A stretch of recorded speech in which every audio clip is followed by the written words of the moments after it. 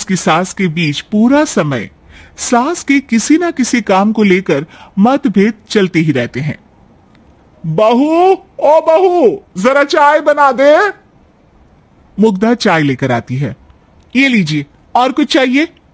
अरे नहीं, बस चाय पीने का मन था। जाओ, तुम दूसरा काम करो। चाय पीने के थोड़ी देर बाद सास दोबारा मुग्धा को आवाज लगाती है।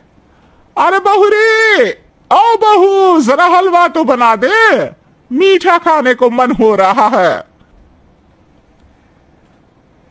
इसी तरह मुग्धा की सास पूरा समय कोई ना कोई काम बताकर उसे रसोई से बाहर तक निकलने नहीं देती। कभी चाय, कभी हलवा, कभी पानी तो कभी दूध, हर समय खाने को चाहिए, और उसके लिए अपने हाथ पर बिल्कुल नहीं हिलाने। परेशान किया हुआ है इन्होंने। सास के जबरदस्ती परेशान करने की आदतों से दुखी मुग्धा एक शाम सचिन के साथ अपने कमरे में बैठी हुई बात कर रही होती है। सुनो जी, मम्मी जी की ये जानबूझकर मुझे परेशान करने की फरमाइशों से मैं बहुत फ्रस्ट्रेट हो चुकी हूं। पूरे दिन में एक सेकंड का आराम नहीं मिलता। रसोई से बाहर कदम रखती नहीं कि बहू ये बना दे, बहू री वो बना दे। अरे इनकी फरमाइशें चलती ही रहती है। अरे मुग्धा, माँ खाने की शौकीन है, पर उम्र हो चली है, खुद खाना नहीं बना सकती, इसलिए तुमसे बोलती है। अरे तो शौक भी उम्र देख कर रखने चाहिए ना। समझ में नहीं आता, हर समय फेविकॉल का जोड़ लगाए सोफे से चिपके बैठी रहती है। इतना सब डाइजेस्ट कैसे हो जाता है उन्हें? अरे तुम मेरी माँ से इतनी नफरत कैसे कर सकती हो? मैं उसे नफरत नहीं करती जी, बस परेशान हूं। जहां मुग्धा अपने पति से ये सब बोल रही होती है, वहीं उसकी सास भी कमरे के बाहर दरवाजे से कान लगाए सारी बातें सुन रही होती है और अगली दोपहर रसोई में मुग्धा के पास जाती है। बहू, आज ना मेरा कुछ मसालेदार खाने का मन है। तो चाय बना दो, मुझे बहुत पसंद है। अरे ना, ऐसा कर लिट्टी चोखा बना ले, और हाँ, जितना मसाला बातों में मिलाकर पति को सुनाती हो ना, सब्जी में भी वैसे ही डाला करो, खाना स्वादिष्ट बनेगा। सास की बात सुनकर मुग्धा हैरान रह जाती है। मतलब अब पूरा समय मुझ पर हुक्म चलाने के साथ बंद कमरे में हुई पति पत्नी की बीच की बातें भी सुनती है?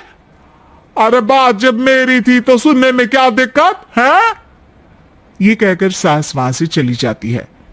अरे अब तो हद पार हो गई, इस तरह से तो ये मेरा जीना मुश्किल कर देंगी।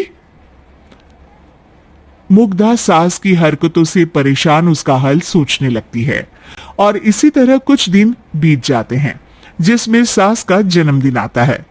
मुग्धा बहुत खुशी के साथ अपनी सास को एंड्रॉइड मोबाइल गिफ्ट करती है। मम्मी, आपको सबसे बात करने के लिए बहुत दिक्कत होती है ना, कभी सचिन तो कभी मुझे बोलना पड़ता है, पर इस मोबाइल से आपको कोई दिक्कत नहीं होगी। एक जगह बैठे बैठे बहुत कुछ कर सकती हैं अब आप। मोबाइल देख सासू माँ खुश हो जाती है, पर उसे इस्तेमाल करना तो आता नहीं, इसलिए साइड में रख देती है। जिसे देख मुग्धा घर का सारा काम छोड़ मोबाइल सेट कर सास को इस्तेमाल करना सिखाने लगती है, जिसके बाद अब सास पूरा समय मोबाइल में ही लगी रहती है। हाय, जब से मम्मी को मोबाइल मिला है मेरी लाइफ में कितनी शांति आई है। अच्छा है, इसी तरह बिजी रहे तो मैं भी सुकून की जिंदगी जी पाऊंगी। अब मुग्धा जब मन करे काम करना, जैसा चाहे वैसा खाना बनाकर खाना, पूरा समय रिलैक्स और खुश रहने लगती है। क्या बात है, आजकल तुम बहुत चहक रही हो। अरे मम्मी जी से छुटकारा जो मिला है, अब ना फरमाइशें ना छुप छुप कर बातें सुनना। अच्छा, तो मोबाइल गिफ्ट करने की ये स्कीम थी। इसी तरह दिन बीतते हैं और अब मोबाइल पर लगी सास फरमाइशों की जगह सवालों के लिए बहू को आवाजें लगाना शुरू कर देती है। अरे बहू सुन तो, देख जरा किसी का फोन क्यों नहीं मिल रहा।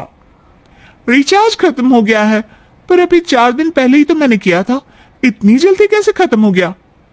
अरे मैंने कल तेरी कनाडा वाली मौसी सास से 3 घंटे बात की थी ना। क्या? इतना महंगा तो मोबाइल भी नहीं आया जितना महंगा इसका रिचार्ज पड़ रहा है। इसके बाद तो जैसे मुग्धा के दिन के 24 घंटे में से 20 घंटे सास के पास उनके मोबाइल रिलेटेड प्रॉब्लम सॉल्व करने की ड्यूटी ही बन जाती है।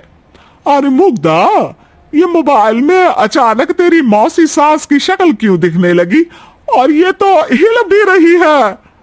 मम्मी, ये गूगल डुओ का वीडियो कॉल है, इसमें आप बात करने के साथ एक दूसरे की शक्ल भी देख सकती हो। अच्छा, ये तूने मुझे पहले क्यों नहीं बताया?